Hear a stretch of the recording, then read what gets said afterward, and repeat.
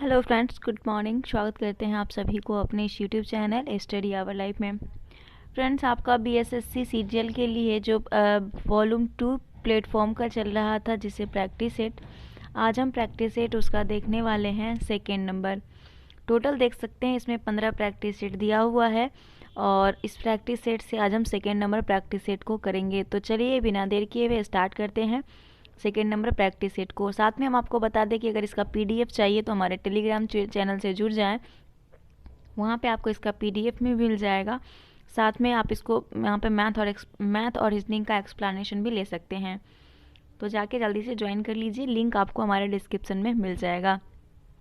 तो चलिए स्टार्ट करते हैं पहले प्रश्न की ओर। पहला प्रश्न है कि फाल्गु नदी का मुहाना को ही संगम कहा जाता है, वो कहाँ है? तो फाल्गु नदी का मुहाना या संगम जो है ये हो जाएगा आपका टाल क्षेत्र के निकट गंगा नदी पर। फाल्गु नदी का मुहाना टाल क्षेत्र के निकट गंगा नदी पर है और इस नदी का उद्गम पूछे तो उत्तरी छोटा नागपुर पठार से होता है। कहाँ? उत्तरी छोटा नागपुर से इसका उद्गम होता है और इसकी जो मुख्य धारा है वो निरंजना कहलाती है। इसकी मुख्य धारा क्या कहलाती है दोस्तों? निरंजना कहलाती है। जहाँ महात्मा बुद्ध को ज्ञान की प्राप्ति हुई थी, निरंजना वही है। ठीक है। बोध गया के निकट मोहाना नदी के मिलने के पश्चात फल्गु के नाम से जानी जाती है।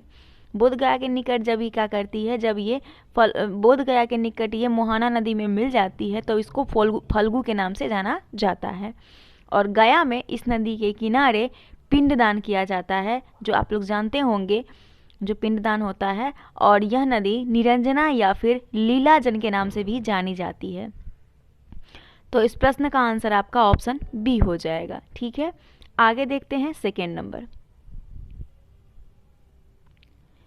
बिहार की प्रमुख मिट्टी एवं उनके क्षेत्र में सुमेलित नहीं है। तो बिहार की मिट्टी और उनके सुमेलित क्षेत्र सुमेलित नहीं है। तराई मिट्टी चंपारण एवं किशनगंज, बाल सुंदरी मिट्टी सहरसा, चंपारण, सारण, मुजफ्फरपुर, खादर, गया, पटना, बालधर, कैमूर क्षेत्रों में। तो आपको सुमेलित नहीं है वो देखना है। तो खादर, गया, पटना ये सुमेलित नहीं है। बिहार में खादर या नवीन जलोढ़ मिट्टी जो है मुजफ्फरपुर, चंपारण, पूर्णिया, सहरसा, दरभंगा, भागलपुर के क्षेत्र में पाई जाती है, गया, पटना में नहीं। ये गलत है। ठीक है। बाकी अगर हम बांगर की बात करें, बांगर या फिर पुरानी जलोढ़ मिट्टी जिसको बोलते हैं, ये जो होता है आपका मृदा बिहार के गया, पटना, रोहतास, मुंगेर ये सभी जगह पर पाई जाती है। तो गया, पटना में कौन सा हो जाएगा? बांगर या फिर पुरानी जलोढ़ मिट्टी हो जाएगा।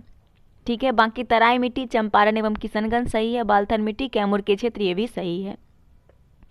तो ऑप्शन सी इसका करेक्ट आंसर हो जाएगा, है ना। और बिहार के उत्तरी पश्चिमी भाग, खासकर पश्चिमी चंपारण के उत्तरी पश्चिमी पहाड़ी भाग में अवशिष्ट मिट्टी पाई जाती है, जो धान और गन्ना के लिए क्या होती है? धान और गन्ना के लिए इम्पोर्टेंट होती है। नेक्स्ट देखते हैं 3 नंबर प्रश्न। देश में कृषिगत फसलों के उत्पादन में बिहार का स्थान कौन सुमेलित नहीं है? अब देखते हैं, इसमें दिया हुआ है कि देश में कृषिगत फसलों के उत्पादन में बिहार का स्थान में कौन सुमेलित नहीं है। तो धान छठा, गेहूं में दूसरा, ये आपका गलत है। देखिए, सुमेलित नहीं है ये पूछा गया है, तो देश में कृषिगत फसलों के उत्पादन में बिहार का स्थान गेहूं दूसरा सुमेलित नहीं है, क्योंकि देश में कृषिगत फसलों के उत्पादन के अनुसार बिहार में जो गेहूं का उत्पादन है ये भी छठा 6th नंबर के है। ठीक है, 6th नंबर पे आता है। बलुई दोमट मिट्टी जिसमें नमी धारण करने की अच्छी क्षमता होती है, वो गेहूं के लिए क्या होती है? लाभदायक होती है वैसी मिट्टी। और रबी फसल जो बात करते हैं तो ये नवंबर दिसंबर में इसका बीज बोया जाता है और मार्च अप्रैल में काट लिया जाता है। और ये फसल जो प्रमुख फसल गेहूं उत्पादक जिले की अगर हम बात करते हैं बिहार में, तो ये आपका याद रखिएगा कौन कौन सा जिला है। रोहतास है उत्पादक में, मुजफ्फरपुर है और सीतामढ़ी है गेहूं के उत्पादक जिले। 4 नंबर प्रश्न देखिए। बिहार के प्रमुख साहित्यकार एवं रचना में कौन सुमेलित नहीं है? एक तरफ साहित्यकार, दूसरी तरफ रचना का नाम दिया हुआ है, इसे आपको देखना है कि कौन सुमेलित नहीं है। तो केदारनाथ मिश्र प्रभात कैकई सही है। नागा अर्जुन रविंद्रनाथ की चाची सही है। उसके बाद रतिनाथ की चाची लिखा हुआ है, रतिनाथ की चाची, ये नागा अर्जुन की है। नलीन विलोचन शर्मा, विष केदार, मंडन मिश्र, वर्ण रत्नाकर, ये आपका सुमेलित नहीं है। मंडन मिश्र जो हैं ये वर्ण रत्नाकर के रचनाकार नहीं है। वर्ण रत्नाकर के जो रचनाकार हैं उनका नाम है ज्योतिश्री, क्या नाम है उनका? ज्योतिश्री ठाकुर। ठीक है, तो ये आपका सुमेलित नहीं है। मंडन मिश्र जो है ये मीमांस पर चिंतन, विधि विवेक और भावना विवेक जैसे ग्रंथों की रचना किए थे मंडन मिश्र। मीमांस पर चिंतन विधि, ठीक है, तो ये आपका करेक्ट आंसर हो गया। और ज्योतिरेश्वर ठाकुर जो हैं ये दर्शन रत्नाकर, वर्ण रत्नाकर, ये सभी के रचयिता हैं, इन्हीं की कृति है। विष्णु शर्मा की बात करते हैं तो ये पंचतंत्र, हितोपदेश, ये सब विष्णु शर्मा की कृति है। राहुल संकीर्तनानंद की जो कृति है उसे भी याद रखिएगा, वो भी पूछा जा सकता है। राहुल संकीर्तनानंद की जो कृति है वो है दर्शन, दिग्दर्शन और बुद्धाचार। और राम वृक्ष बोनीपुरी का है संघमित्रा। तो ये सभी नाम जो मैंने बताई वो सारा नाम इम्पोर्टेंट है आपके लिए। ठीक है, आगे देखते हैं 5 नंबर। कुंवर सिंह के पिता का नाम था। कुंवर सिंह के पिता का नाम था साहबजादा सिंह। इनकी माता थी पंचरतन कुंवर। इनकी माता का नाम था पंचरतन कुंवर। और कुंवर सिंह ने कहा था कि मैं जहाँ हूँ जगदीशपुर वहीं है, ये इनका स्टेटमेंट था। कुंवर सिंह ने नैना साहब के साथ कानपुर में अंग्रेजों के साथ संघर्ष में भाग लिए थे और 1858 में उन्होंने आजमगढ़ में अंग्रेजों को पराजित किया। और 23 अप्रैल को अंग्रेजों पर विजय के कारण ही इस तिथि को कुंवर सिंह विजय उत्सव दिवस के रूप में मनाया जाता था, 23 अप्रैल को। और जुलाई 1858 तक कुंवर सिंह के भाई अमर सिंह ने संपूर्ण शाहाबाद पर अपना अधिकार बनाया रखा। ठीक है, तो कुंवर सिंह के पिता का नाम साहबजादा था, ऑप्शन नंबर बी। अगला देखते हैं, फिरंगिया गीत किसने लिखा था? तो फिरंगिया गीत जो है इसके रचयिता थे प्रिंसिपल, इसके जो रचयिता थे वो प्रिंसिपल मनोरंजन प्रसाद सिंह थे, ऑप्शन नंबर सी इसका करेक्ट आंसर है। बिहार में प्रचलित लोकगीत की अगर हम बात करें तो बिहार में जो लोकगीत गाया जाता है वो संस्कार गीत होता है। जैसे संस्कार गीत बालक बालिकाओं के जन्म उत्सव पे, मुंडन पे, जनेऊ पे, विवाह, ये सभी पर गाया जाता है। और एक होता है सलहेस, ये लोकगीत लोक कथा के नायक नायिका की प्रशंसा में गाया जाता है। और अमर सिंह वाड़िया, यह गाथा गीत वीर रस से ओतप्रोत है। और धुंधली घटना, यह गाथा गीत आंगिक क्षेत्र में विशेष रूप से प्रचलित है। यह दरभंगा जिले में राय रानपाल के नाम से प्रसिद्ध है। तो ये जो है आप जिनका नाम देख रहे हैं वो सभी से संबंधित है। तो ऑप्शन नंबर आपका कौन सा करेक्ट हो जाएगा? ऑप्शन नंबर सी करेक्ट हो गया, प्रिंसिपल मनोरंजन सिंह। फिरंगिया गीत किसने लिखा था? प्रिंसिपल मनोरंजन सिंह ने, है ना। अब आगे देखते हैं 7 नंबर। संविधान का डैश अनुच्छेद राज्यपाल की नियुक्ति से संबंधित है। तो आर्टिकल कौन सा है जो संविधान के अनुच्छेद में राज्यपाल की नियुक्ति से संबंधित है? तो वो है आर्टिकल 155। संविधान का अनुच्छेद 155 राज्यपाल की नियुक्ति से संबंधित है। प्रत्येक राज्य के लिए राज्यपाल होता है, लेकिन 7वें संविधान संशोधन 1956 7वां संविधान संशोधन 1956 के अनुसार एक ही व्यक्ति को 2 या फिर अधिक राज्यों का राज्यपाल नियुक्त किया जा सकता है। ठीक है, और अनुच्छेद 156 के अगर 1 में देखेंगे, खंड 1 में, इसके तहत राज्यपाल राष्ट्रपति के प्रसाद परंत क्या करता है? अपना पद धारण करता है। संविधान का अनुच्छेद 164 के अगर 1 में हम देखें तो इसके अनुसार मुख्यमंत्री की नियुक्ति राज्यपाल द्वारा तथा मंत्रियों की नियुक्ति राज्यपाल के द्वारा मुख्यमंत्री की सलाह पर की जाती है ना। और राज्यपाल राज्य विधान परिषद का कुल सदस्यों का 1/6 भाग को मनोनीत करता है राज्यपाल। और अनुच्छेद 163 में दोस्तों क्या है कि राज्यपाल को सहायता और सलाह देने के लिए मंत्रिपरिषद का प्रावधान होगा, ये अनुच्छेद 163 कहता है ना। आगे देखते हैं 8 नंबर। निम्नलिखित में से कौन सा युग्म सही नहीं है? माउंट डायबेलो दक्षिण अंडमान द्वीप, माउंट थूलियर मध्य अंडमान द्वीप, Mount Koyob Great Nicobar, Saddle Peak उत्तर अंडमान। युग्म सही है, ये आपसे पूछा जा रहा है। निम्नलिखित में से कौन सा युग्म सही है? तो इसमें आपका सही ऑप्शन डी हो जाएगा, सैंडल पीक उत्तर अंडमान द्वीप। और ये प्रश्न काफ़ी बार पूछा जाता है और उत्तरी दक्षिणी करके दे देगा तो बहुत सारे लोग कंफ्यूज कर जाते हैं। तो सैंडल पीक उत्तर अंडमान द्वीप बिल्कुल करेक्ट दिया हुआ है। ठीक है, अगर हम माउंट थूलियर की बात करें तो ये मध्य अंडमान जो दिया हुआ है तो अब देखते हैं इसमें सभी जितने भी अंडमान व निकोबार के पर्वत शिखर हैं उसे हम देखते हैं। तो सैंडल पीक उत्तर अंडमान द्वीप का पीक है, ये आपका करेक्ट दिया हुआ है। अब हम बात करेंगे माउंट डायबोलो का। तो माउंट डायबोलो का दक्षिण नहीं होगा, ये गलत दिया हुआ है, ठीक है, ये मिलाना आपका सही नहीं है। तो माउंट डायबोलो का हो जाएगा मध्य अंडमान। कौन सा अंडमान हो जाएगा? मध्य अंडमान द्वीप हो जाएगा, जिसकी ऊंचाई 295 मीटर है, ठीक है। अब देखेंगे माउंट कोयबो ग्रेट निकोबार, ये भी गलत है कि माउंट कोयबो का दक्षिण अंडमान हो जाएगा, ये हो जाएगा आपका दक्षिणी अंडमान, याद रखिएगा। और इसकी जो ऊंचाई है दोस्तों 460 मीटर है, ठीक है। नेक्स्ट आता है आपका माउंट थुलियर। माउंट थुलियर जो है ये मध्य अंडमान दिया हुआ, ये भी गलत है, यहाँ पे मध्य अंडमान नहीं होगा, ग्रेट निकोबार होगा। माउंट थुलियर ग्रेट निकोबार है और इसकी ऊंचाई होगी 642।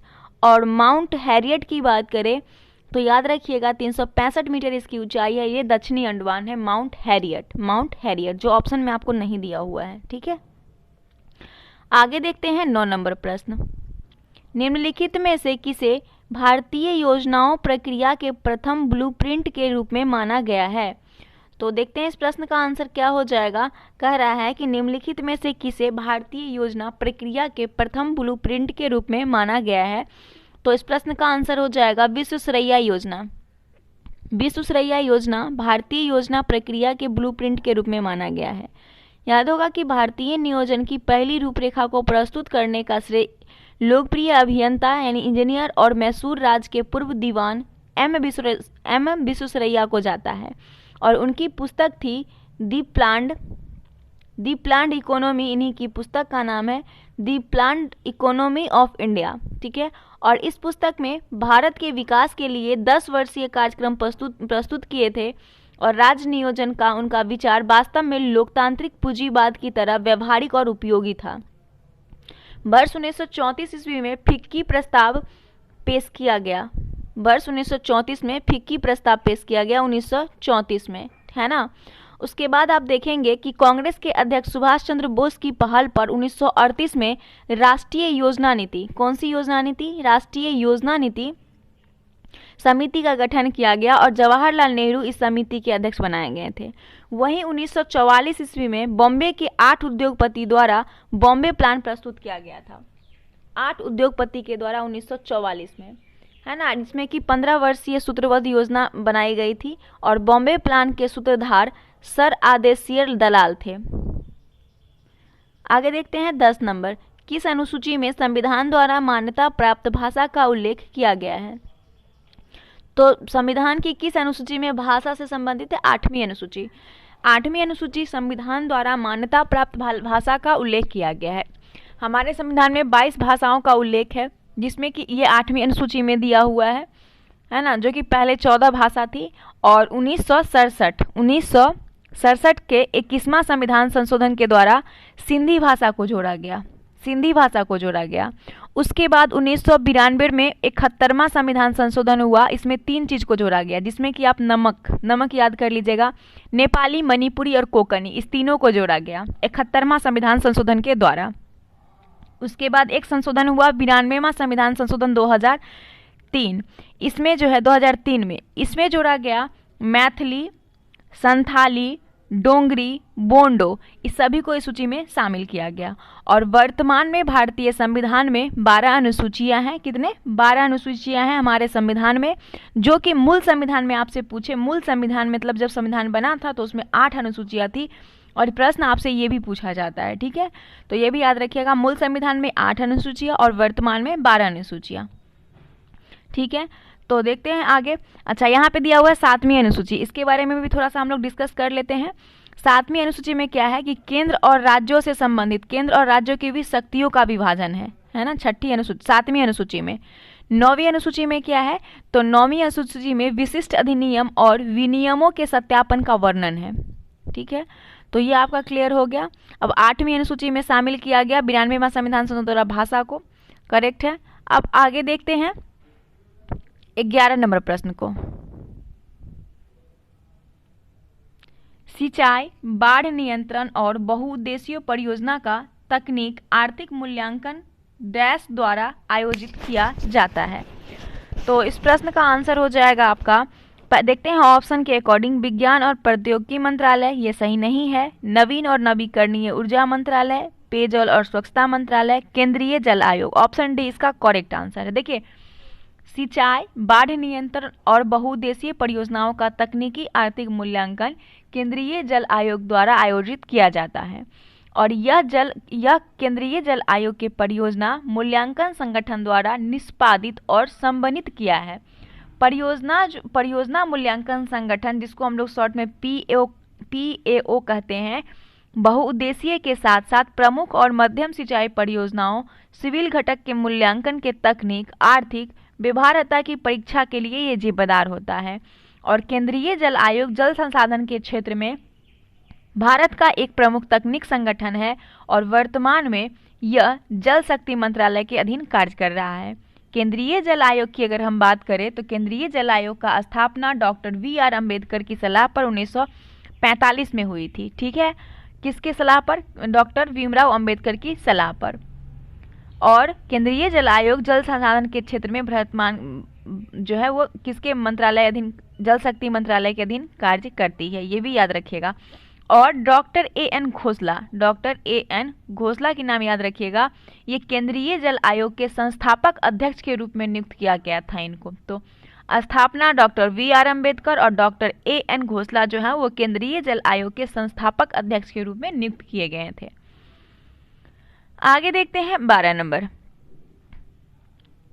ओलंपिक पदक जीतने वाली प्रथम भारतीय महिला कौन थी?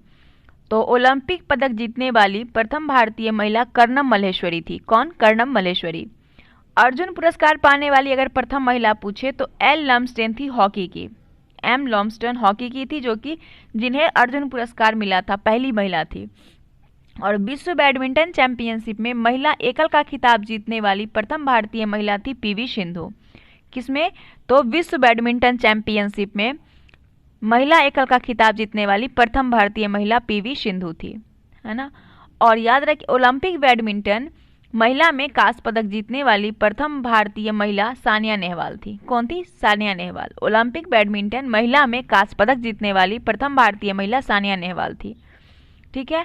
अगर हम बात करें साक्षी मल्लिक का, तो साक्षी मल्लिक ये ओलंपिक महिला कुश्ती में कांस्य पदक जीतने वाली प्रथम महिला है, साक्षी मल्लिक। ठीक है।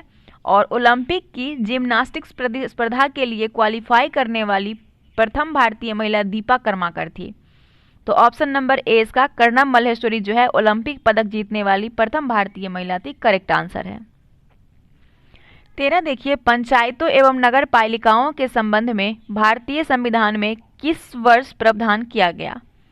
तो पंचायतों एवं नगर पालिकाओं के संबंध में भारतीय संविधान में प्रावधान वर्ष 1993 में किया गया। 1993 इसका करेक्ट आंसर है। 73वां संविधान संशोधन के बाद पंचायती राज अधिनियम का निर्माण करने वाला प्रथम राज्य कर्नाटक था। कौन था? कर्नाटक। और 73वां संविधान संशोधन 1992 को 24 अप्रैल 1993 ईस्वी को लागू किया गया, है ना। 92 संविधान संशोधन 1992 का जो संविधान संशोधन था उसे 1993 में लागू किया गया। और पंचायती राज को संवैधानिक दर्जा एल.एम. सिंघवी समिति की सिफारिश पर दिया गया था। अब है 14 नंबर प्रश्न। भारतीय विमानपत्तन प्राधिकरण द्वारा अत्याधुनिक नागरिक उड्डयन अनुसंधान संगठन कहाँ स्थापित किया जाएगा? तो भारतीय विमानपत्तन प्राधिकरण द्वारा अत्याधुनिक नागरिक उड्डयन अनुसंधान संगठन हैदराबाद में स्थापित किया जाएगा। कहाँ पे? हैदराबाद में। भारत में वायु परिवहन का प्रारंभ जो है सर्वप्रथम 1911 में हुआ था। वायु परिवहन का शुभारंभ भारत में, जिसे प्रयागराज से नैनी के बीच डाक सेवा के रूप में प्रारंभ किया गया था, प्रयागराज से नैनी के बीच। और 1953 में वायु सेवाओं का राष्ट्रीयकरण कर दिया गया।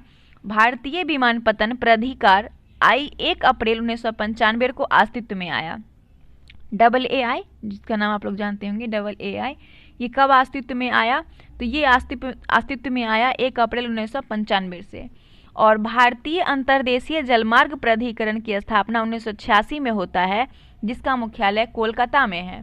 और इंदिरा गांधी अंतर्राष्ट्रीय हवाई अड्डा कहाँ पे है? नई दिल्ली में है। तो सारा ऑप्शन भी आपका क्लियर हो गया। अब आते हैं हम 16 नंबर प्रश्न पे, सॉरी 15 नंबर पे ना,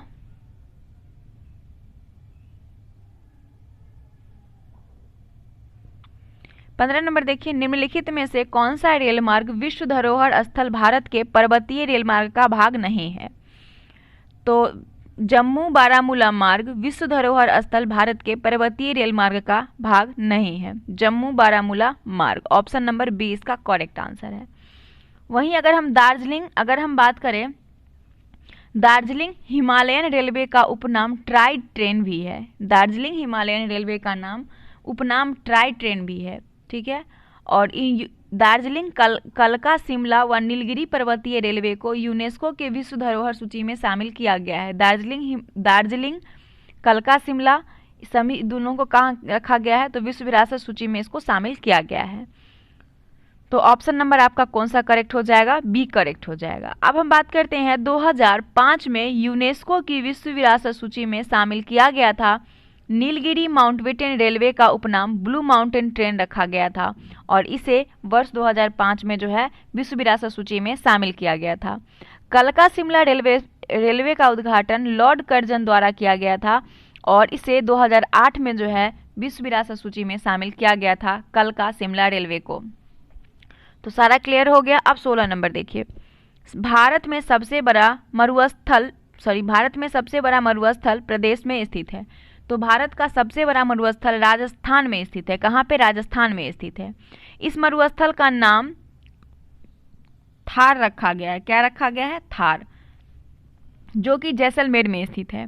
और थार मरुस्थल लगभग 2,50,000 वर्ग किलोमीटर में फैला हुआ है। थार का जो 80% भाग है भारत में और 15% भाग पाकिस्तान में है। और इस मरुभूमि में 52 डिग्री सेल्सियस तक का तापमान रिकॉर्ड किया गया है। क्षेत्रफल की दृष्टि से भारत का सबसे बड़ा राज्य जो है वो राजस्थान ही है क्षेत्रफल के अकॉर्डिंग, ठीक है। 17 नंबर प्रश्न देखिए, जीएनपी का पूरा रूप क्या है? जीएनपी का पूरा रूप पूछा जा रहा है। तो जीएनपी का पूरा रूप हो जाएगा gross national product. Gross national product, option number B. किसी अर्थव्यवस्था में सकल राष्ट्रीय उत्पाद इस आय को कहते हैं जो जीडीपी में विदेशों से होने वाले शुद्ध इनकम को जोड़कर प्राप्त किया जाता है। इसमें देश की सीमा से बाहर होने वाली आर्थिक गतिविधियों को भी शामिल किया जाता है, ठीक है। अगर हम बात करें जीएनपी का उपयोग क्या है इसका, तो जीएनपी का उपयोग की बात करें तो जीएनपी के आधार पर अंतर्राष्ट्रीय मुद्रा कोष देशों का रैंकिंग तय करता है। उसके बाद राष्ट्रीय आय के आंकलन की दृष्टि से जीएनपी और जीडीपी की तुलना में विस्तृत पैमाना है। और तीसरा पॉइंट कि यह किसी भी अर्थव्यवस्था के पैटर्न और उसके उत्पादन के व्यवहार को समझने में सहायता करता है। तो ये जीएनपी का विभिन्न उपयोग है। आगे देखते हैं 18 नंबर, एक व्यक्ति डैश को बढ़ावा देकर विकास वास्तविक वृद्धि का वचन देता है। तो एक व्यक्ति कुल आय तथा जीवन स्तर दोनों को बढ़ावा देकर विकास वास्तविक वृद्धि का वचन देता है।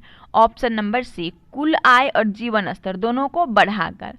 अगर हम बात करें प्रति व्यक्ति आय किसी देश का भौगोलिक क्षेत्र में प्रति व्यक्ति अंचित धन की राशि की एक माप है और एक चर में वार्षिक परिवर्तन को प्रतिशत के रूप में व्यक्त करने के लिए विकास दर का उपयोग किया जाता है। विकास दर की जो गणना और विश्लेषण की जा रही है अवधि के लिए बीच के अंतर को विभाजित करके और प्रारंभिक मूल्य से विभाजित करके की जाती है विकास दर की गणना, ठीक है। तो ऑप्शन सी इसका करेक्ट आंसर हो जाएगा। 19 देखिए, भारतीय संविधान का भाग 4 के एक कितने मौलिक कर्तव्य निर्दिष्ट करते हैं? तो भारतीय संविधान का भाग 4 का ए जो है इसमें मौलिक कर्तव्य 11 है। कितना? 11 मौलिक कर्तव्य है। याद होगा कि सरदार स्वर्ण सिंह समिति की अनुशंसा पर 42वां संविधान संशोधन 1976 द्वारा मौलिक कर्तव्य को जो है वो जोड़ा गया था हमारे संविधान में। और मौलिक कर्तव्य जो है ये रूस के संविधान से सोवियत संघ रूस से लिया गया है। और 11 मूल कर्तव्य जो है वो है और 86वां संविधान संशोधन अधिनियम 2002 के द्वारा जोड़ा गया था 11वां मूल कर्तव्य, है ना। मौलिक कर्तव्यों को प्रभावी बनाने के लिए 1999 ईस्वी में बर्मा समिति का गठन किया गया था ताकि इसको प्रभावी बनाया जा सके। कौन सा समिति का? बर्मा समिति का 1999 में। तो 11वां मूल कर्तव्य को 86वां संविधान संशोधन अधिनियम के द्वारा 2002 में जोड़ा गया था। ऑप्शन सी इसका करेक्ट आंसर है। 20 नंबर है, किसी विधायक को कानून बनाने के लिए उसे की मंजूरी जरूरी है। तो किसी भी विधायक को कानून बनाने के लिए उसे लोकसभा तथा राज्यसभा दोनों की मंजूरी जरूरी है। ठीक है, ऑप्शन नंबर सी। अगर साधारण विधेयक को संसद के किसी भी सदन में प्रस्तावित किया जा सकता है, साधारण विधेयक को, याद रखिएगा, और राज्यसभा लोकसभा द्वारा पारित साधारण विधेयक को 6 माह तक अपने पास रोक सकती है, किंतु वह किसी विधेयक को समाप्त नहीं कर सकती है। आर्टिकल 108 के अनुसार यदि किसी साधारण विधेयक के संबंध में लोकसभा और राज्यसभा में मतभेद उत्पन्न हो जाता है तो मतभेद को दूर करने के लिए राष्ट्रपति जो है वो दोनों सदनों का संयुक्त अधिवेशन आहूत करेगा और विधेयक पर अंतिम निर्णय बहुमत के आधार पर करेगा। और इस जब किसी कानून का प्रारूप संसद में पेश किया जाता है तो इसे विधेयक कहा जाता है। जब किसी कानून का प्रारूप संसद में पेश किया जाता है तो इसे विधेयक कहा जाता है। 21 देखते हैं, सिंधु घाटी सभ्यता का कौन सा प्राचीन शहर अपने बंदरगाह के लिए प्रसिद्ध है? तो सिंधु घाटी सभ्यता का लोथल शहर जो है ये अपने बंदरगाह के लिए प्रसिद्ध था। यह गुजरात के अहमदाबाद जिले के सरगवाला ग्राम के समीप दक्षिण में भोगवा नदी के तट पर स्थित है। ये कहाँ, इतना याद रखिएगा, गुजरात के अहमदाबाद में। और इसका लोथल का खोज जो किया था वो डॉक्टर SR राव ने 1954 से 56 में किया था। और यह स्थल एक प्रमुख बंदरगाह था जो पश्चिमी एशिया से व्यापार का प्रमुख स्थल था। 22 नंबर प्रश्न देखते हैं, किस वर्ष में महात्मा गांधी ने रॉलेट अधिनियम के खिलाफ सत्याग्रह का आह्वान किया था? Rowlatt act. तो 1919 में महात्मा गांधी ने रॉलेट अधिनियम के खिलाफ सत्याग्रह का आह्वान किया था। और गांधी जी ने रॉलेट सत्याग्रह के लिए 3 राजनीतिक मंचों का उपयोग किए थे, होम रूलिंग, खिलाफत और सत्याग्रह। भारत में बढ़ रही क्रांतिकारी गतिविधियों को कुचलने के लिए वर्ष 1917 में न्यायाधीश सिडनी रॉलेट की अध्यक्षता में एक समिति गठित किया गया था, न्यायाधीश सिडनी रॉलेट की अध्यक्षता में, और जिसका उद्देश्य आतंकवाद को कुचलने के लिए प्रभावी योजना का निर्माण करना था। और इसके सुझावों पर मार्च 1919 में पारित विधेयक रॉलेट एक्ट के नाम से जाने लगा। ठीक है, 23 नंबर है कि वर्ष के किस तिथि को शीत अयनांत होता है? तो शीत अयनांत होता है, तो इस प्रश्न का आंसर हो जाएगा 22 दिसंबर। वर्ष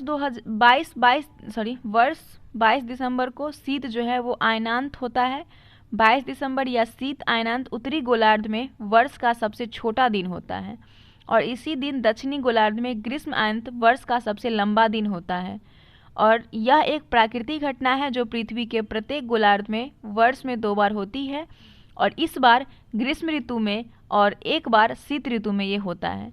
और इस समय सूरज मकर रेखा पर लंबवत चमकता है और इस स्थिति में शीत अयनांत कहलाती है। और इस समय दक्षिणी गोलार्ध में दिन की अवधि लंबी और रात छोटी होती है।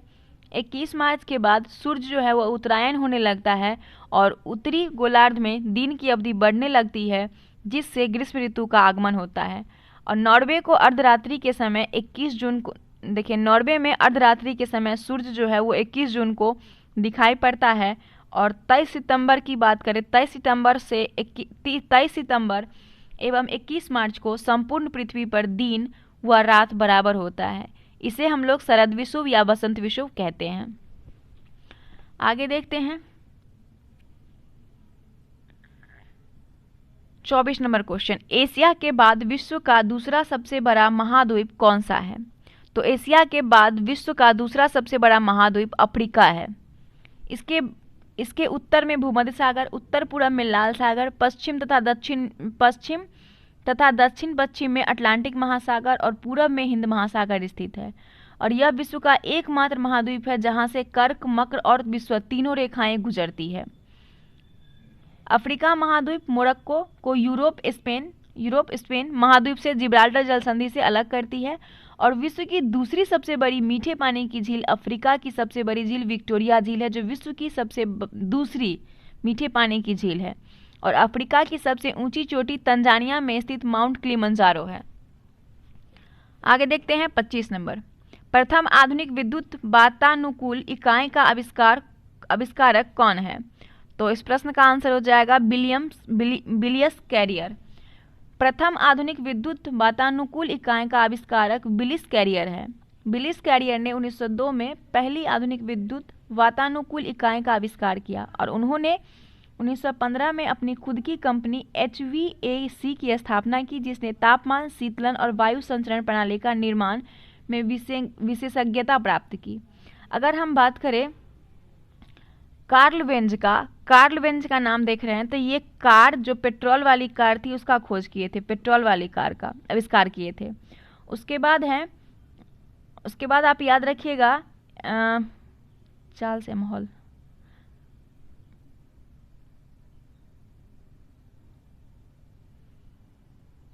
कुछ आविष्कार हम आपको यहाँ पे बताना चाह रहे थे, चलिए बता देते हैं। सुपर कंडक्टिविटी की अगर हम बात करें तो इसका खोज की आविष्कार किए थे HK ओंस जो थे ये सुपर कंडक्टिविटी के खोज करता थे। ग्रामोफोन का नाम सुने होंगे, ये सब एग्जाम में पूछता है इसलिए मैं सोची थोड़ा सा बता दूं। ग्रामोफोन का आविष्कार करता थे एमिल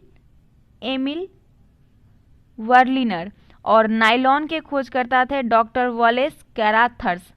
ठीक है, तो ये कुछ आविष्कारक का नाम था जो आपको याद रखना जरूरी है। अब हम 26 देखते हैं। अल्पना किस राज्य में पारंपरिक लोक कला है? तो अल्पना जो है वो पश्चिम बंगाल राज्य की पारंपरिक लोक कला है। कहाँ की? पश्चिम बंगाल की। यह रंगोली का एक रूप होता है जो विशेष रूप से बंगाल के शुभ अवसरों पर बंगाली महिलाओं द्वारा आटा या फिर चावल का पेस्ट का उपयोग करके इसे बनाया जाता है। अगर हम सिर्फ रंगोली की बात करें दोस्तों तो ये महाराष्ट्र का लोक कला है। कहाँ का? महाराष्ट्र का लोक कला है रंगोली। गुजरात का क्या हो जाएगा? तो गुजरात का याद रखिएगा, गुजरात का लोक कला का नाम है साथिया। ठीक है, साथिया है। गोदना का नाम सुने होंगे, गोदना या फिर अरिपन ये बिहार का है। गोदना या अरिपन ये बिहार का है। ठीक है, उसके बाद हम राजस्थान का बता दें। मडना जो है, मडना ये राजस्थान का है। और एक और है आपका चौकपुरना ये हो जाएगा आपका पुरना। हमने ये देखा विभिन्न राज्यों के लोक कला को। ठीक है, अब हम देखते हैं लोक कला मेरा कंप्लीट हो गया। 27 नंबर देखिए, एलिस इन द वंडरलैंड नामक पुस्तक के लेखक कौन है? तो एलिस इन द वंडरलैंड नामक पुस्तक के जो लेखक है वो लुइस कैरोल है। कौन है? लुइस कैरोल की पुस्तक है एलिस इन द वंडरलैंड। ठीक है, अगला देखते हैं। अच्छा, विलियम शेक्सपियर की बात करें तो विलियम शेक्सपियर जो थे इसकी एक पुस्तक है कॉमेडी ऑफ एरर्स एवं इज एज यू लाइक इट। पुस्तक के लेखक विलियम शेक्सपियर हैं। कॉमेडी ऑफ एरर्स एवं एज यू लाइक इट ये दोनों पुस्तक किसकी है? विलियम शेक्सपियर की है। जॉर्ज आरवेल की बात करें, जॉर्ज आरवेल की पुस्तक का नाम है 1984। पुस्तक के लेखक हैं 1984 जॉर्ज आरवेल की पुस्तक है। और फ्रीडम एट मिडनाइट पुस्तक के लेखक लैरिस कॉलिंस एवं डोमिनिक लैपियर्स हैं। ठीक है, तो ऑप्शन नंबर इसका करेक्ट आंसर हो जाएगा सी। अब आइए अगला देखते हैं 28 नंबर प्रश्न। 250 किलोमीटर का तामू कलेबा कलमयो हवाई म्यांमार को एक उपहार है जो डैश द्वारा निर्मित होता है। तो 250 किलोमीटर का तामू कलेबा कलमयो हवाई म्यांमार को एक उपहार है जो बॉर्डर रोड ऑर्गेनाइजेशन जिसको हम लोग BRO बोलते हैं उसके द्वारा निर्मित है। किसके द्वारा? BRO के द्वारा निर्मित है। ऑप्शन नंबर इसका सी करेक्ट है, बॉर्डर रोड ऑर्गेनाइजेशन BRO। दोस्तों BRO का स्थापना बहुत इंपॉर्टेंट है। अभी जो इसके लिए हम पॉइंट बताएंगे वो काफ़ी इंपॉर्टेंट है। BRO का स्थापना होता है 1960 में। इसका हेडक्वार्टर की बात करें तो दिल्ली इसका हेडक्वार्टर है BRO का। ठीक है, और ये जो है BRO ये किसके अंदर काम करता है? तो रक्षा मंत्रालय के अधीन कार्यरत है BRO। तो ये BRO से संबंधित पॉइंट है, इसे आप लोग याद रखिएगा, काफ़ी बार एग्जाम में पूछा जाता है। कतर की राजधानी कहाँ है? तो कतर की राजधानी दोहा है। कहाँ पे है? दोहा। कतर की मुद्रा पूछे तो रियाल है। कतर की मुद्रा क्या है? रियाल है। अगर हम यहाँ पे कुछ देखते हैं, कुछ देश दिया हुआ है, इसकी राजधानी को देखें दोस्तों, बेरूत राजधानी किसकी है? लेबनान की राजधानी बेरूत है। लेबनान की राजधानी बेरूत है। माले किसकी राजधानी है? तो माले मालदीव की राजधानी है। मालदीव की राजधानी माले है। और नेक्स्ट बात करते हैं हम तेहरान की। तेहरान ईरान की राजधानी है। तेहरान जो है वो ईरान देश की राजधानी है तेहरान। तो ये आपका सारा क्लियर हो गया। अच्छा, एक और याद रखिएगा, तुर्की की राजधानी अंकारा है और वियतनाम का हनोई है। तुर्की का अंकारा और वियतनाम का हनोई। 30 नंबर देखिए, कपिल धारा जलप्रपात किस नदी पर स्थित है? तो कपिल धारा जलप्रपात जो है वो नर्मदा नदी पर स्थित है। कपिल धारा जलप्रपात यह मध्य प्रदेश में स्थित है। और वर्ल्टर वाटर फॉल्स, क्या है इसको? वर्ल्टर बोलती हूँ, वर्ल्ड वाटर फॉल्स। डाटाबेस के अनुसार चौड़ाई की दृष्टि से भारत का सबसे बड़ा जलप्रपात कर्नाटक राज्य में शरावती नदी पर जोग गरसोप्पा जलप्रपात है, जो कि वर्ल्ड वाटर फॉल्स डाटाबेस के अनुसार चौड़ाई की दृष्टि से भारत का सबसे बड़ा जलप्रपात है। अगर हम बात करें चित्रकूट जलप्रपात छत्तीसगढ़ राज्य के बस्तर जिले में जगदलपुर के पास इंद्रावती नदी पर स्थित है। कौन सा जलप्रपात? चित्रकूट। और दूधसागर जलप्रपात गोवा और कर्नाटक की सीमा पर मांडवी नदी पर स्थित है। तो गोवा भी मांडवी नदी पर ही स्थित है। आगे देखते हैं हम 31 नंबर प्रश्न, न्याय दर्शन के संस्थापक कौन है? बहुत इंपॉर्टेंट है। न्याय दर्शन के संस्थापक जो हो जाएंगे वो होंगे आपके अक्षपाद गौतम। अक्षपाद गौतम जो है वो न्याय दर्शन के पादक हैं। पतंजलि की बात करें तो पतंजलि योग से संबंधित हैं, योग पतंजलि। कपिल की बात करें तो सांख्य है इसके दर्शन। और उल्का कनाडा, उल्का कनाडा, कनाडा नहीं कनाद था ना, कनाद हो जाएगा, कनाद वैशेषिक है। बदरायन का उत्तर मीमांसा है। कपिल का सांख्य हो जाएगा, पतंजलि का योग और चरावक का चरावकी है। ठीक है, तो ये कुछ न्याय और उनके दर्शन का हमने देखा। अब देखते हैं ब्रिटिश सरकार ने तात्या टोपो को कहाँ मारा था? तो ब्रिटिश सरकार ने तात्या टोपो को शिवपुरी में मारा था। कहाँ पे? शिवपुरी में। तात्या टोपो 1814 से लेके 1859 तक रामचंद्र पांडुरंग के नाम से जाने जाते थे। इनका ये कार्यकाल था। रामचंद्र पांडुरंग इनका नाम था। वो 1857 का भारतीय विद्रोह के प्रमुख नेता थे। और उनके समय में एक विश्वसनीय मित्र जो मानसिंह ने इन्हें धोखा देकर उस समय पकड़वा दिया था, जब वो पारो के जंगलों में अपने कैंप में शयन कर रहे थे। और यहाँ से उन्होंने पकड़कर शिवपुरी लाया गया था और सैनिक अदालत में 18 अप्रैल 1859 को फांसी की सजा दे दी गई थी तात्या टोपो को। 33 नंबर प्रश्न देखिए, सहाद्री बाघ आरक्षित क्षेत्र किस राज्य में स्थित है? तो सहाद्री बाघ आरक्षित क्षेत्र जो है ये महाराष्ट्र राज्य में स्थित है। टाइगर भारत का राष्ट्रीय पशु है। और भारत दुनिया का 80% बाघों का घर है। भारत में पहली बार बाघ की गणना 1972 में की गई थी। और 1 अप्रैल 1973 को जिम कॉर्बेट जो उत्तराखंड में है राष्ट्रीय उद्यान बाघ परियोजना की शुरुआत की गई। जिम कॉर्बेट का पुराना नाम आप लोग बताएंगे क्या था? आगे देखते हैं 35 नंबर, सॉरी 34 छूट गया ना, हाँ 34 नंबर प्रश्न यहाँ, इसे देख लेते हैं। जब संसद सत्र में होता है तो सबसे पहले कौन सा काल शुरू होता है? तो जब संसद सत्र में होता है तो सबसे पहला प्रश्नकाल शुरू होता है, प्रश्नकाल। और संसदीय कार्य दिवस का पहला घंटा जो 11 से 12 बजे तक का होता है वो प्रश्नकाल का समय होता है। और इस अवधि के दौरान संसद के सदस्यों के द्वारा मंत्रियों से प्रश्न पूछे जाते हैं। और इस अवधि में पूछे गए प्रश्न जो होते हैं वो तारांकित होते हैं, अतारांकित होते हैं, अल्प सूचना वाला प्रश्न होता है और निजी सदस्यों के द्वारा पूछे जाने वाले प्रश्न होते हैं। उसके बाद प्रश्नकाल के तुरंत बाद यानी कि 12 से लेके 1 बजे तक का जो समय अवधि होता है वो शून्यकाल का होता है। अब देखते हैं 35 नंबर प्रश्न, चोल शिलालेखों में उल्लेखित निम्नलिखित भूमि की श्रेणियों में से कौन सा सही ढंग से नहीं जोड़ा गया है? तो चोल के समय से बात है, तो चोल के शिलालेख में उल्लेखित बेल्लान बगई जैन संस्थानों का दान दी गई भूमि सही ढंग से नहीं जोड़ा गया है। ऑप्शन डी, बेल्लान बगई जैन संस्थानों के दान दी गई भूमि, ये सही नहीं है। बाकी ब्रह्मदेव को भेंट देने वाली भूमि होती थी।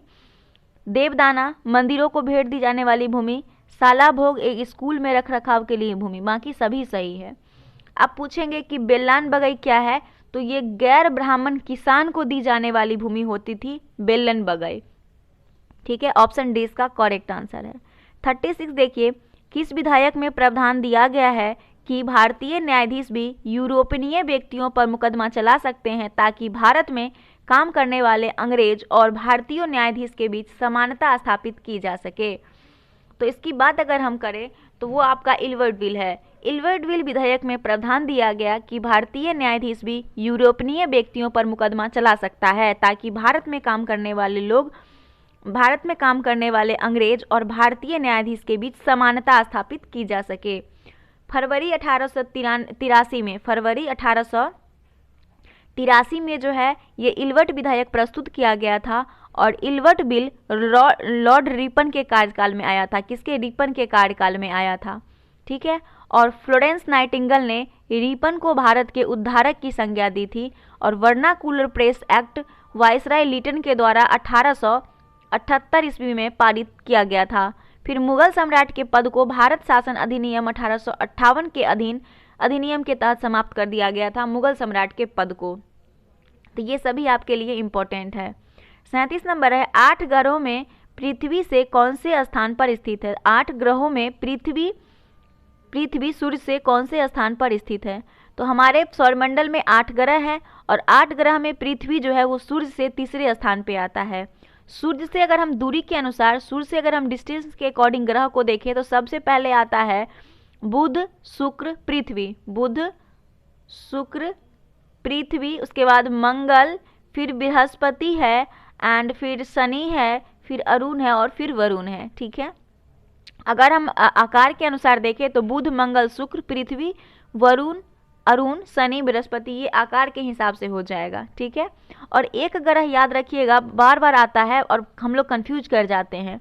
पार्थिव ग्रह का आप लोग नाम सुने होंगे। पार्थिव ग्रह का एग्जाम्पल लेंगे तो इसमें 4 ग्रह जो है वो पार्थिव ग्रह है, मतलब ठोस ग्रह हैं। जैसे बुध, शुक्र, पृथ्वी और मंगल, ये 4 ग्रह जो है वो पार्थिव यानी कि ठोस ग्रह है। इसका नाम आप लोग कहीं नोट कर लीजिएगा। 38 नंबर प्रश्न देखिए, उत्तरी गोलार्ध में कर्क रेखा एवं उत्तरी ध्रुव यानी कि आर्कटिक वृत्त तथा दक्षिणी गोलार्ध में मकर रेखा दक्षिणी ध्रुव वृत्त के बीच वाले कटिबंध क्या कहलाते हैं? तो उत्तरी गोलार्ध में कर्क रेखा व उत्तरी ध्रुव वृत्त तथा दक्षिणी गोलार्ध में मकर रेखा एवं दक्षिणी ध्रुव वृत्त के बीच वाले कटिबंध को शीतोष्ण कटिबंध कहते हैं। क्या कहते हैं? शीतोष्ण कटिबंध कहते हैं। और पूरे पृथ्वी को ताप के आधार पर कई भागों में बांटा गया है, जिसमें उष्ण कटिबंध, समशीतोष्ण कटिबंध, ध्रुवीय कटिबंध, ये 3 तरह के बांटे गए हैं, जिसमें कि इसका ऑप्शन आपका एक करेक्ट हो जाएगा। 39 नंबर प्रश्न देखिए, भारत के नए महान्यायवादी कौन बने? तो भारत के नए महान्यायवादी आर वेंकट रमनी बने हैं। R Venkat Ramani, option number इसका एक करेक्ट आंसर है। मनप्रीत सिंह किस खेल से जुड़े हुए हैं? तो मनप्रीत सिंह जो है वो हॉकी से संबंधित खिलाड़ी हैं और हॉकी का पहला संगठित क्लब जो है वो 1861 में स्थापित ब्लैक हीथ में किया गया था। Blackheath AB club England में। ब्लैक हीथ, मैं इसको लिख देती हूँ ताकि आप लोग पढ़ पाएँ। ठीक है। ब्लैक हीथ एबी क्लब, ये कहाँ पे है? इंग्लैंड में। और यहीं पे हॉकी का पहला संगठित क्लब 1861 में स्थापित किया गया था। हॉकी का पहला विश्व कप जो हुआ था दोस्तों 1971 के बार्सिलोना में आयोजित किया गया था और अंतर्राष्ट्रीय हॉकी मैच की अवधि 60 मिनट की होती है। स्कूप, रेफरी, पुश इन एवं फूल आदि सभी शब्द जो है आपका हॉकी से संबंधित है। स्कूप, रेफरी, पुश, फूल हॉकी से संबंधित है और मनप्रीत सिंह हॉकी के खिलाड़ी हैं। ठीक है। 41 देखिए, कोल्लम किस राज्य का पारंपरिक लोक कला है? कोल्लम अभी हम बताए थे, नहीं बताए थे इसके बारे में। कोल्लम के बारे में आपको हम अलग राज्य, केरल का बताए थे, उत्तर प्रदेश का बताए थे। कोल्लम के बारे में अगर बात करें तो ये केरल का है। कहाँ का? केरल राज्य का जो है वो लोक कला है आपका कोल्लम। कोल्लम भारतीय राज्य केरल, तमिलनाडु, आंध्र प्रदेश, कर्नाटक, तेलंगाना, महाराष्ट्र, गोवा, ये सभी हिस्सों में ये लोक कला है, मतलब वहाँ पे प्रसिद्ध है। लेकिन यहाँ पे ऑप्शन आपका केरल इसका करेक्ट आंसर हो जाएगा। अगला है, स्वर्ण कमल पुरस्कार किस क्षेत्र में दिया जाता है? तो स्वर्ण कमल पुरस्कार सिनेमा के क्षेत्र में दिया जाता है, सिनेमा के क्षेत्र में। और ऑस्कर पुरस्कार विश्व में सिनेमा जगत का सबसे बड़ा पुरस्कार है, ऑस्कर। दादा साहब फाल्के पुरस्कार भी फिल्म से ही है और ये जो है पुरस्कार भारतीय सिनेमा का सर्वोच्च पुरस्कार है। और ऑस्कर पुरस्कार की शुरुआत 1929 में हुई थी और दादा साहब का 1969 में। तो दोनों डेट याद रखिएगा। 43 नंबर है कि जीएनपी और जीडीपी के बीच एकमात्र अंतर यह है कि जीडीपी में डैश आई शामिल नहीं है। देखिए, जीएनपी और जीडीपी के बीच मात्र एक छोटा सा अंतर है, वो है विदेशी इनकम। जो विदेश का जो इनकम होता है वो इसमें शामिल नहीं होता है। ठीक है। तो ऑप्शन बी इसका करेक्ट आंसर हो जाएगा। 44 नंबर प्रश्न देखते हैं, कौन सा देश शंघाई सहयोग संगठन शिखर सम्मेलन 2022 की मेजबानी करेगा? तो एससीओ का मेजबानी अभी जो करने वाला है वो उज्बेकिस्तान करेगा। और एससीओ का 2022 में शिखर सम्मेलन जो हुआ वो समरकंद में हुआ, 2022 वाला। 15 जून 2001 को एससीओ का स्थापना होता है, 15 जून 2001 को। और संघाई भी 1996 में स्थापित हुआ था, जो कि एससीओ में बदल गया था। पहले इसका नाम संघाई 5 हुआ करता था, संघाई 5 इसका नाम हुआ करता था 1996 में, और बाद में इसका नाम एससीओ हो गया। ठीक है, अगला देखते हैं 45 नंबर, भारतीय संविधान में कितने भाग हैं? तो हमारे भारतीय संविधान में टोटल कितने, संविधान में 25 भाग हैं। कितने? 25 भाग हैं। मूल रूप से भारतीय संविधान में 22 भाग थे और भारतीय संविधान के 395 अनुच्छेद और 12 अनुसूचियां हैं। 2 वर्ष 11 महीने 18 दिन में हमारा संविधान बनके तैयार हुआ था। संविधान निर्माताओं ने लगभग 60 देशों के संविधान का अवलोकन किया, इसके प्रारूप में 114 दिनों तक विचार किया। उसके बाद भारत का संविधान विश्व का सबसे लंबा लिखित संविधान बना। भारत में संविधान सभा के गठन का विचार सर्वप्रथम 1934 में जो दिए थे वो वामपंथी नेता थे एम.एन. राय, इनके द्वारा दिया गया था। और 26 नवंबर को भारत में संविधान दिवस के रूप में मनाया जाता है। भारत के संविधान निर्माता जो हैं डॉक्टर वी.आर. अम्बेडकर को माना जाता है। ठीक है, 46 नंबर देखिए, मैसूर के शासक परिवार का क्या नाम था? तो मैसूर के शासक परिवार का जो नाम था वो वाडियार परिवार था। क्या था? वाडियार परिवार। याद होगा कि मैसूर के शासक परिवार वाडियार परिवार थे। 1761 में हैदर अली मैसूर का शासक बनता है और हिंदू वाडियार वंश द्वारा मैसूर राज्य को स्वतंत्र राज्य घोषित कर दिया गया। विजयनगर के पतन के बाद जो है मैसूर वाडियार वंश के शासन में एक स्वतंत्र राज्य के रूप में उभरा और 18वीं सदी में इस राज्य की वास्तविक शक्ति सेनापति देवराज और राजस्व मंत्री नटराज के हाथों में आ गई थी। फिर आंग्ल मैसूर युद्ध होता है हैदर अली और अंग्रेज के बीच, जो कि मद्रास की संधि के साथ समाप्त होता है 1769 में। तो सभी पॉइंट आपके लिए इंपॉर्टेंट है। 47 नंबर प्रश्न देखिए, प्रथम माइक्रो कंप्यूटर किसके द्वारा बनाया गया था? तो प्रथम माइक्रो कंप्यूटर चार्ल्स बेबेज के द्वारा बनाया गया था। Charles Babbage, father of computer Charles Babbage. Alan Turing की बात करें, ए.एल. ट्यूरिंग की बात करें तो आधुनिक कंप्यूटर के जनक माना गया है ए.एल. ट्यूरिंग को। उसके बाद सुपर कंप्यूटर के जनक शेमान क्रे को कहा गया है। शेमान क्रे को सुपर कंप्यूटर का जनक कहा गया है। इंटरनेट का जनक कहा गया है किन्हें? तो विंट सर्फ को इंटरनेट का जनक कहा गया है। 48 देखिए, पानीपत का तीसरा युद्ध किसने जीता था? तो बहुत आसान प्रश्न है, इब्राहिम लोदी ने जीता था। पानीपत का तीसरा युद्ध अहमद शाह अब्दावली ने जीता था। इब्राहिम लोदी निकल गया, अहमद शाह अब्दावली ने जीता था। Option number B. तीसरा युद्ध जो होता है दोस्तों 1761 में होता है और इसमें अफगान शासक अहमद शाह अब्दावली और मराठा के बीच लड़ा जाता है, जिसमें कि अहमद शाह अब्दावली जीत जाता है और इसका वास्तविक नाम जो था वो अहमद खां था और इसने लगभग 7 बार भारत पर आक्रमण किया था। और इस युद्ध में आंखों देखा वर्णन काशीराज पंडित ने किया है इस पानीपत के तीसरे युद्ध का। 49 देखिए, प्रथम पंचवर्षीय योजना को किस वर्ष में लागू किया गया था? तो प्रथम पंचवर्षीय योजना को 1951 में लागू किया गया था।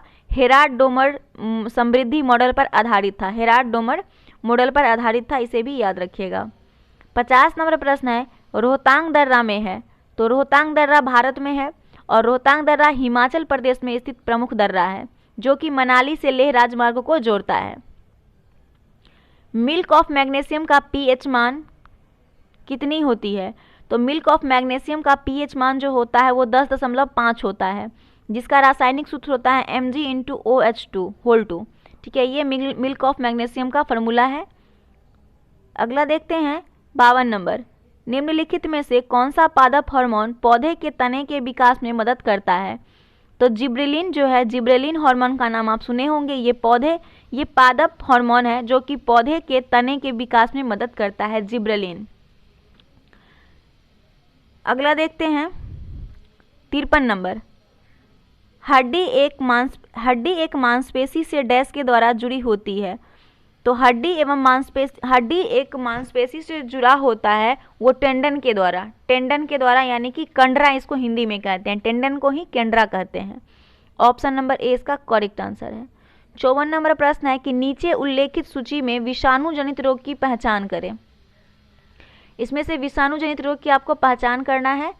तो देखिए इसमें से एक आपका हो जाएगा खसरा और उसके बाद एक है इसका डेंगू ज्वर। ये दोनों जो है आपका विषाणु जनित रोग है, खसरा और डेंगू ज्वर। फिर वायरस जनित रोग आपका इसमें हो जाएगा, वायरस जनित हो जाएगा गलसुआ, खसरा, छोटी माता, चेचक। 54 नंबर प्रश्न है, तो देख लिए इसका तो करेक्ट आंसर कौन सा हो जाएगा, डी हो जाएगा, है ना। ये सब विषाणु जनित रोग की पहचान। अगला प्रश्न देखते हैं दोस्तों 55 नंबर। उस अजैव कारक की पहचान कीजिए जिसके परिणाम स्वरूप भंडारण हानि होती है। तो नमी अजैव कारक के परिणाम स्वरूप भंडारण जो है हानि होती है। तो ऑप्शन नंबर इसका कौन सा करेक्ट हो जाएगा, नमी, ऑप्शन सी। भंडारण को प्रभावित करने वाले कारक जो है वो बात करें अगर हम, तो अजैव कारक के अंतर्गत तापमान, तूफान, तेज वर्षा ये सभी आते हैं जो फसलों की मात्रा और गुणवत्ता पर बुरा प्रभाव डालते हैं। वहीं अब हम जैव कारक की बात करते हैं, तो जैव कारक वो कारक होते हैं जिसके अंतर्गत कीड़े, कृदंक, कवक ये सभी आते हैं जो फसल को नुकसान करते हैं, जिससे फसल की जो क्वालिटी होती है उसकी मात्रा और उसका वजन दोनों घट जाता है। तो जैव कारक ये होता है और अजैव कारक जो वर्षा वगैरह के कारण फसल नष्ट होता है वो होता है। तो अजैव कारक पूछा गया है तो नमी इसका करेक्ट आंसर हो जाएगा। जीवाणु, कृदंक, दीमक ये सभी आपका जैव में आ जाएगा, जैव कारक का उदाहरण है। 56 नंबर प्रश्न देखते हैं, बाष्पीकरण की दर निम्नलिखित में से किस कारक पर निर्भर करती है। तो बाष्पीकरण की दर जो है वो निर्भर करता है द्रव के रंग पर। बाष्पीकरण का दर जो है वो द्रव के रंग पर निर्भर करता है और बाष्पीकरण वह प्रक्रिया है जिसमें द्रव की अवस्था द्रव अवस्था में पदार्थ के गैसीय अवस्था में बदल जाती है। तो ऑप्शन आपका ए जो है वो बिल्कुल करेक्ट आंसर है। 57 देखिए, कंपन का आयाम डैश होता है। तो कंपन का जो आयाम होता है वो मध्य स्थिति से अधिकतम विस्थापन होता है। कंपन का आयाम मध्यम स्थिति से अधिकतम विस्थापन होता है। ऑप्शन ए इसका करेक्ट आंसर है। आप देखेंगे अगर हम अपनी माध्यम स्थिति से माध्यम कणों के विस्थापन की अधिकतम मात्रा को तरंग आयाम कहा जाता है। तरंग आयाम किसको कहा जाता है, तो अपनी माध्यम स्थिति से माध्यम कणों के विस्थापन की अधिकतम मात्रा को तरंग का आयाम कहा जाता है। अगर इसके लिए अगर आपसे कहा जाए कि आप एक इसका ग्राफ ड्रॉ कीजिए तो इसका ग्राफ कैसे बनेगा, ऐसे बनेगा। यहाँ से क्या होगा, ये आपका वेवलेंथ हो जाएगा जिसको हम लोग लेमडा से डोनेट करते हैं, और ये आपका एम्पलीट्यूड हो जाएगा, एम्पलीट्यूड। और यहाँ से उठेगा ग्राफ आपका, फिर ऐसे आएगा, फिर यहाँ नीचे गिरेगा, फिर ऐसे जाएगा। इस तरीके का कुछ आपका जो है यहाँ पे ग्राफ बनेगा, इस तरीके का कुछ यहाँ पे ग्राफ बनेगा। इसको हमको लेमडा से यूनिट करते हैं और यहाँ से यहाँ तक के बीच जो हो जाएगा यही इसकी आयाम को दर्शाता है। ठीक है, तो बस एक समझाने के लिए हम बता दिए हैं, बाकी आप लोग समझदार हैं, सभी लोग पढ़े हैं, सब लोग जानते होंगे। ठीक है, और प्रति सेकेंड दोलन की संख्या को आवृत्ति कहते हैं। आवृत्ति किसे कहते हैं, तो प्रति सेकेंड में जो दोलन की संख्या होती है उसको हम लोग आवृत्ति कहते हैं। ठीक है, आगे देखते हैं। अगर हम प्रेरित करें कि हवा स्थान ए से स्थान बी पर जा रही है तो अगर हम प्रेरित करें कि हवा स्थान ए से बी पर जा रही है तो स्थान ए क्या होगा कि उच्च दाब पर और बी निम्न दाब पर। ए उच्च दाब पर होगा और बी निम्न दाब पर होगा। तो ऑप्शन बी इसका करेक्ट आंसर है। ठीक है, अब देखते हैं 59 नंबर। 59 में कह रहा है कि पानी के क्वथनांक को क्या होगा जब थोड़ा सामान्य नमक पानी में डाला जाए और फिर गर्म किया जाए। तो पानी का क्वथनांक जो है वो 373 केल्विन के ऊपर बढ़ जाएगा, 373 केल्विन के ऊपर बढ़ जाएगा। ठीक है, ऑप्शन ए में दिया हुआ है। और सामान्य नमक पानी में डाला जाएगा फिर गर्म किया जाएगा। किसी पदार्थ का क्वथनांक दाब में वृद्धि के साथ बढ़ता है, इस पॉइंट को आप लोग याद कर लीजिएगा।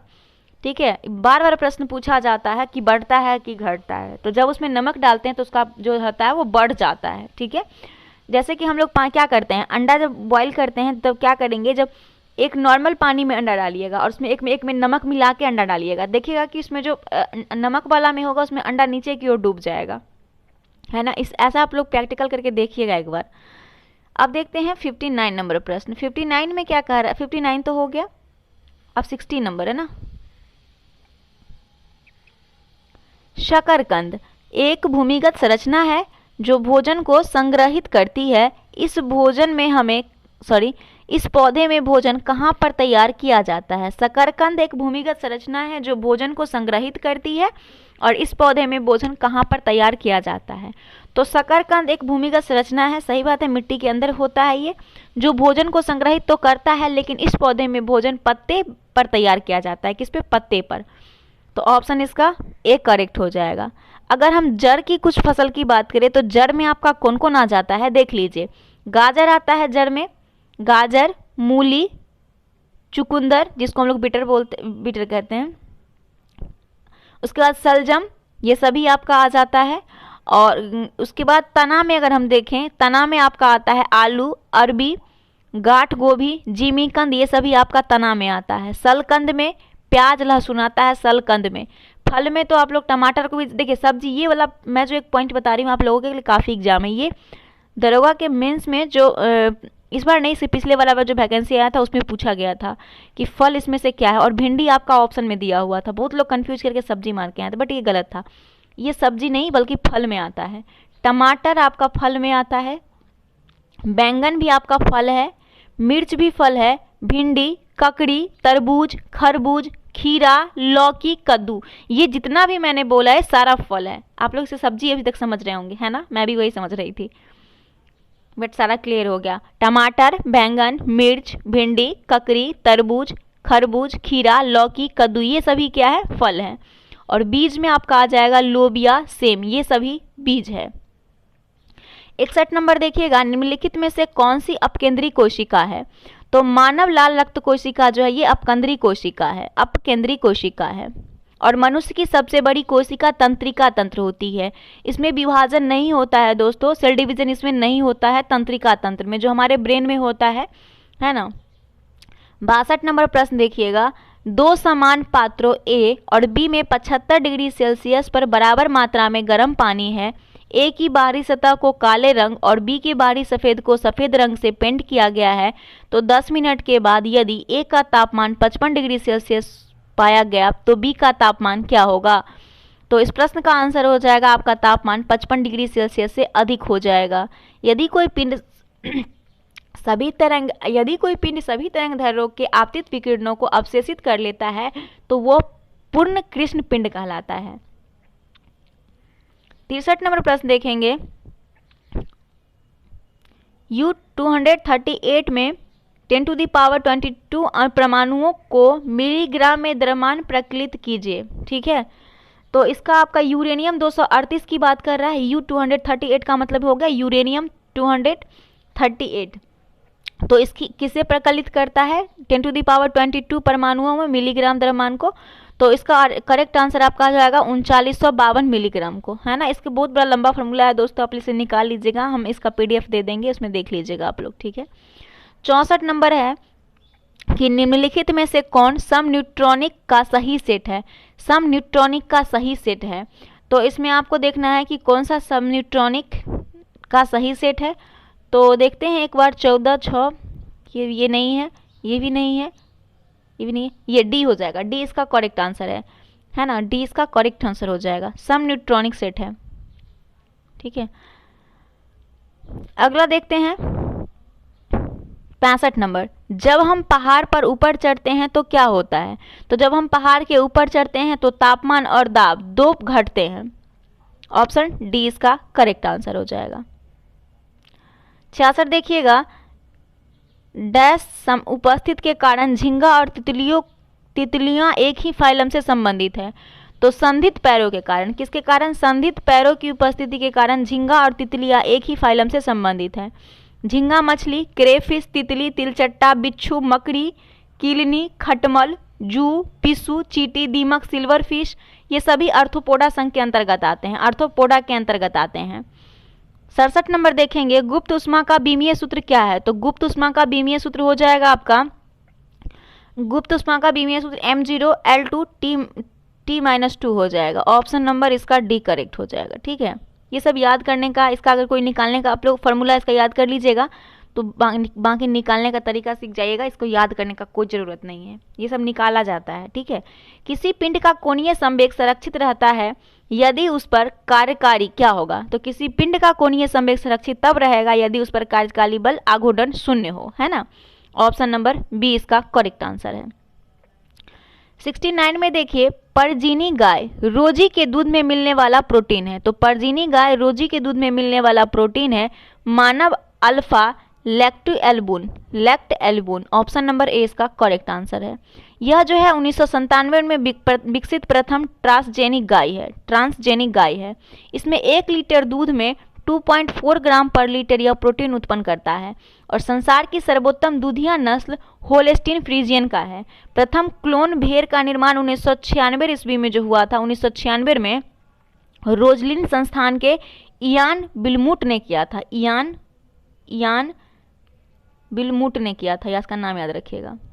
अब है 70 नंबर प्रश्न कि यंग के प्रयोग में यदि प्रकाश पूर्णतः एक वर्णीय न हो तो यंग के प्रयोग में यदि प्रकाश पूर्णतः एक वर्णीय न हो तो दीप्त फ्रिजों की चमक कम हो जाएगी। Option B. अगला देखते हैं 71 नंबर, अम्ल तथा उस पदार्थ जिसमें वह पाया जाता है का इनमें से कौन सा युग्म सही नहीं है। तो देखिए, स्कर्बिक अम्ल इमली युग्म पदार्थ उसमें पाए जाने वाला अम्ल सुमेलित नहीं है। स्कर्बिक इमली में, ये गलत है। स्कर्बिक जो होता है वो आंवला में होता है, इमली में टार्ट्रिक होता है। कौन सा टार्ट्रिक होता है इमली में। बाकी लैक्टिक अम्ल दही में होता है, ऑक्जेलिक पालक में पाया जाता है, एसिटिक अम्ल सिरका में होता है। बाकी सभी सही है। 72 देखिए, निम्न में से कौन सा कथन गलत है। अधातुएं धनायन बनाती है, ये कथन आपका गलत है। अधातुएं जो है वो धनायन नहीं बनाती है। जो तत्व धातुओं की भांति व्यवहार नहीं करती है अधातु कहलाती है। और पूछा जा रहा है कि अधातुएं धनायन नहीं बनाती है, तो अधातुओं को आवर्त सारणी में दाईं ओर रखा गया है। अधातु को दाईं ओर आप पीरियोडिक टेबल में देखेंगे, और हमारे आधुनिक आवर्त सारणी में 22 अधातु तत्व हैं, जिसमें 11 गैस एवं द्रव शेष जो है 10 ठोस हैं। और धातुओं के ऑक्साइड की प्रकृति क्षारकीय होती है और अधातुएं की ऑक्साइड की प्रकृति अम्लीय होती है। तो ऑप्शन ए इसका करेक्ट आंसर हो जाएगा। 73 नंबर देखिए, न्यूरॉन्स की शाखा जैसी संरचना को क्या कहा जाता है। तो न्यूरॉन्स की शाखा के जैसी संरचना को क्या कहा जाता है, शाखिका कहा जाता है, शाखिका। Option number B. डेंड्राइट कहा जाता है इंग्लिश में इसको, और हिंदी में कहा जाता है एन है ये, और हिंदी में शाखिका कहा जाता है। 74 नंबर देखेंगे, इनमें से कौन सा वैद्युत उपकरण जूल के तापमान नियत पर आधारित नहीं है। तो वैद्युत प्लंक एवं स्विच उपकरण जूल के तापमान नियम पर आधारित नहीं है। Option number B. जूल के नियम के अनुसार किसी चालक तार से उत्पन्न ऊष्मा का मान धारा के वर्ग प्रतिरोध तथा समय के समानुपाती होता है, यानी कि H बराबर I का स्क्वायर RT होता है। ठीक है, आगे देखते हैं 75 नंबर, स्तनधारियों से संबंधित इनमें से कौन सा कथन गलत है। तो इस प्रश्न का आंसर हो जाएगा ऑप्शन नंबर बी। बच्चों को दूध पिलाने के लिए इनमें स्तन ग्रंथियों मौजूद होती है। ऑप्शन बी गलत है, ये सी हो जाएगा। इनमें हृदय की 3 प्रकोष्ठ होती है। स्तनधारियों के हृदय के 3 प्रकोष्ठ होते हैं।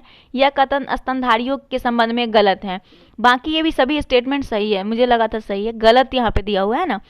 तो स्तनधारी, अगर हम बात करें स्तनधारियों के लिए जो गलत संबंध होगा वो हमने देखा, ये ऑप्शन सी हो जाएगा। और ये देखिए, स्तनधारी जो होता है वो समतापी प्राणी होता है, हृदय 4 कक्षीय होता है, और जंतु जो शिशुओं को जन्म देते हैं उसे जरायसूजी कहते हैं। भिपोरियस बोलते हैं इंग्लिश में, भी पेरियोस कहा जाता है इंग्लिश में। फ्लाइंग फॉक्सेस जिसको उड़न लोमड़ी बोलते हैं, ये चमगादड़ को कहते हैं। और स्तनधारी वर्ग के जंतु शिशुओं को जन्म देने वाले होते हैं, जैसे कि आप इक्डीना को बोल सकते हैं, प्लेटिपस को बोल सकते हैं। फिर कंगारू जैसे कुछ स्तनपायी में अविकसित बच्चे मार्सुपियम नामक थैली में तब तक लटके रहते हैं जब तक कि उनका पूर्ण विकास नहीं हो जाता है। कंगारू अपने बच्चे को लटकाए रहता है, देखे होंगे। अब यहाँ पे आपका आ गया है मैथ और रीजनिंग का प्रश्न। दोस्तों हम आंसर बता देते हैं, एक्सप्लेनेशन आपको हमारे PDF में मिल जाएगा। ठीक है, तो 76 का बी हो जाएगा। और 77 का आंसर देख लेंगे, 77 का भी डी हो जाएगा, 78 का डी हो जाएगा, 78 का डी हो जाएगा, और 79 का आपका ए हो जाएगा, है ना। आगे देखते हैं 80 नंबर। आज थोड़ा सा वीडियो लंबा हो गया क्योंकि जो ज़्यादा ही हम डिस्कशन देने लगे आप लोगों को। 80 नंबर प्रश्न का बी हो जाएगा, 81 का बी हो जाएगा, 82 का देखिए 82 का डी हो जाएगा, सॉरी यहाँ है 82, और 83 का आपका सी हो जाएगा, ठीक है। और 84 का क्या हो जाएगा देख लीजिए, 84 का छोटा करेंगे तभी बना पाइएगा, 84 का बी हो जाएगा, बी 3 होगा आंसर इसका। 85 का हो जाएगा बी, 86 का ए हो जाएगा, 87 का डी हो जाएगा, और 88 नंबर प्रश्न का आंसर ए हो जाएगा, 89 का सी हो जाएगा, और 90 नंबर प्रश्न का आंसर डी हो जाएगा, सॉरी डी नहीं सी होगा इसका आंसर, है ना, सी होगा। 91 का डी हो जाएगा, और 92 का देखें तो 92 का ए हो जाएगा, 93 का डी हो जाएगा, 94 का बी होगा, 94 का बी हो जाएगा, 95 का आपका बी हो जाएगा, 96 का आपका हो जाएगा बी, 97 देखिए 97 का भी बी है, 98 का सी हो जाएगा, और 99 का हो जाएगा ए, और 100 नंबर प्रश्न है इसका आंसर हो जाएगा ए। 101 का हो जाएगा 101 का सी, 102 का आपका हो जाएगा ए, 103 का हो जाएगा सी, 104 का हो जाएगा डी, 105 का ए, 106 का हो जाएगा बी, 107 का हो जाएगा सी, 108 का सी, 109 का क्या हो जाएगा 109 का डी हो जाएगा, और 10 का हो जाएगा डी, इधर नीचे देखना पड़ेगा, डी हो जाएगा इसका आंसर, ठीक है। 11 का सी है, 12 का आपका हो जाएगा ए, और 13 नंबर प्रश्न हो जाएगा 11 13 का, सॉरी 113 का सी हो जाएगा, 14 का सी हो जाएगा, 15 का आपका हो जाएगा डी, 16 देखिए 16 नंबर डी हो जाएगा, 17 का ए हो जाएगा, 18 का बी, 19 का बी, और 20 का प्रश्न का आंसर हो जाएगा डी, सॉरी डी यहाँ है। अब देखते हैं 21 नंबर प्रश्न का ए हो जाएगा, 22 का डी हो जाएगा, 23 का बी हो जाएगा, 24 का देखिएगा डी है, 24 का डी, 25 का आपका डी हो जाएगा, एंड 26 का ए हो जाएगा। 27 नंबर प्रश्न का भी डी है, 28 का डी है, 29 का आपका बी हो जाएगा, 30 का हो जाएगा आपका सी, 31 का हो जाएगा बी, 32 का बी हो जाएगा, और 33 का देखेंगे 33 का क्या हो जाएगा 33 का आपका डी हो जाएगा, 34 का हो जाएगा डी, 34 का ए हो जाएगा, 34 का आपका ए हो जाएगा, 35 का डी हो जाएगा, है ना। और 36 में देखेंगे ए हो जाएगा, 37 का बी हो जाएगा, 38 का सी, 39 का आपका सी हो जाएगा, और 40 नंबर प्रश्न का ए हो जाएगा, ठीक है। आगे देखते हैं 41 का भी ए है, 42 का डी हो जाएगा, 43 का बी हो जाएगा, 44 का डी हो जाएगा, और 45 नंबर प्रश्न यहाँ दिया हुआ है, 45 का आपका हो जाएगा ए, 46 का, सॉरी एक मिनट,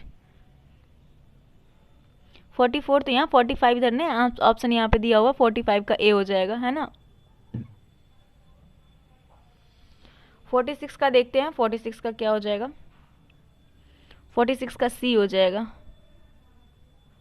47 का आपका हो जाएगा सी, और 48 का डी हो जाएगा। 49 का डी हो जाएगा। एंड 15 एंड लास्ट नंबर प्रश्न है, इसका आंसर ए हो जाएगा। तो दोस्तों यहाँ पे समाप्त हो गया प्रैक्टिस सेट। उम्मीद करते हैं वीडियो आपको पसंद आया होगा। अगर पसंद आया तो लाइक जरूर कीजिएगा, चैनल पे नए हैं चैनल को सब्सक्राइब कर ले। मिलते हैं नेक्स्ट वीडियो के साथ, तब तक के लिए धन्यवाद।